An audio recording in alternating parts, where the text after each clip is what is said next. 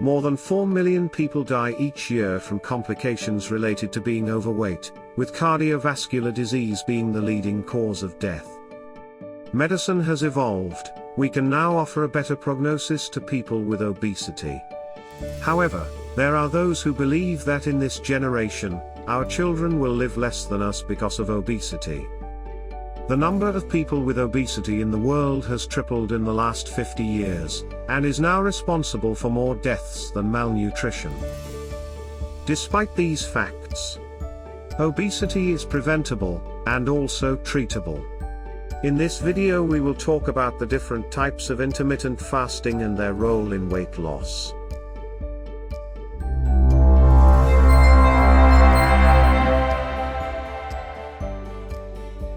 Obesity is a pandemic that affects millions of people. One of the techniques that were developed to fight obesity and help people lose weight is referred to as intermittent energy restriction. This type of diet is divided into two main branches: intermittent fasting and time-restricted feeding. These two methods have proven to be safe and effective for weight reduction in people without contraindications. David Sinclair, a professor of genetics at Harvard University, says these methods may also be key to slowing the rate at which we age. But this will be the subject of an upcoming video. Time-restricted feeding refers to periods of fasting that occur during the day, and you can only eat for about 8 hours a day.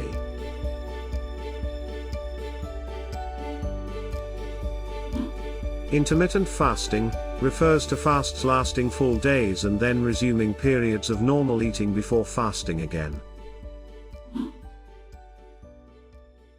In turn, intermittent fasting is divided into four main categories: alternate day fasting, where 0 calories are consumed on fasting days; modified alternate day fasting, where the intake of calories is reduced by 60% on fasting days; fasting 2 days a week, where you fast 2 days in a week; and periodic fasting, where fasting occurs for periods of 2 to 21 days in a row.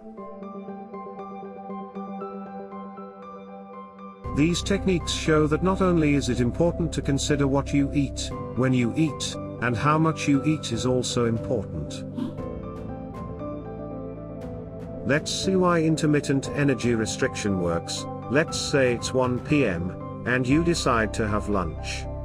Your pancreas detects a rise in glucose levels in your blood, and releases insulin. When the concentration of insulin in the blood rises, glucose enters our cells to be converted into energy, and its concentration in the blood decreases again. Finally, the glucose that remains as excess and cannot be used to generate energy ends up turning into fat. This process is repeated when you eat at night. The difference being, after watching your favorite Netflix show, you don't eat again, you go to sleep. It is very important that you understand this concept. Let's review it again using the following chart. Watch our glucose levels rise after lunch. When glucose reaches the peak of the graph, our pancreas releases insulin, glucose enters our cells, and its concentration in the blood decreases again. Then we eat at night and the same cycle happens. Glucose goes up, our pancreas releases insulin, and glucose goes down again.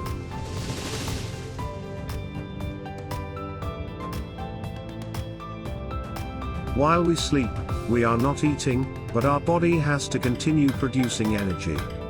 So it generates new glucose from the glycogen reserves that we have in the liver.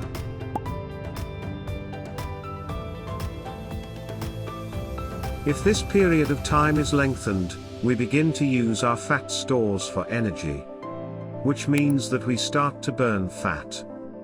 This is known as a metabolic switch and usually occurs 12 to 36 hours after eating. This depends on our initial glycogen stores or the amount of exercise you do while fasting.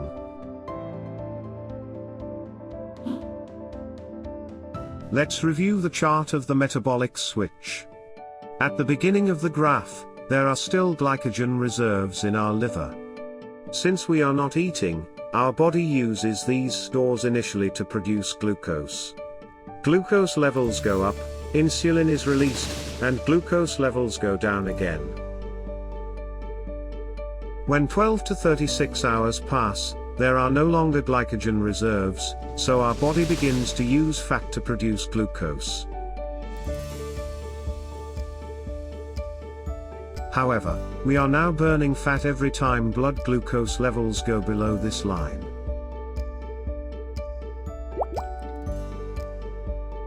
The belief that we should eat more than 3 times a day is unfounded if we want to lose weight. Let's see why. If we eat 2 to 3 times a day, glucose rises after each meal, and insulin has enough time to lower glucose concentration until reaching fat-burning levels.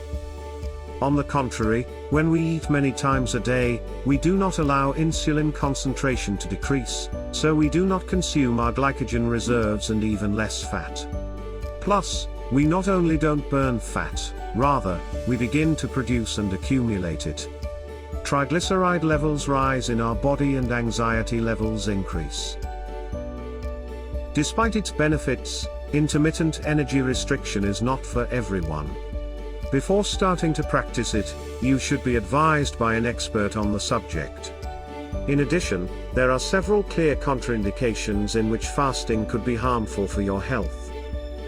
Having an active gastric ulcer, being pregnant, an active lactation period, and anyone who has alterations in the hormonal axis from the hypothalamus to the adrenal gland. Hyperandrogenism, and alterations in the functioning of the thyroid gland, are some examples of these alterations. It is important to note that during fasting periods, the consumption of non-caloric beverages such as water, tea and coffee for example, is allowed. However, energy drinks and juices are not allowed, as they have sugar, and can break fasting. Producing this video required working together with doctors, scriptwriters, graphic designers, animators, and our narration editor. We have a huge library of videos. Subscribe to our channel, and activate the notification bell to see them first. If you like the way we explain, and you want to sponsor one of our videos, please visit our website, or contact us at the email that appears on the screen. If you would like to support us, please become our Patreon. You will find a link in the description. Thanks for watching. See you in our next video.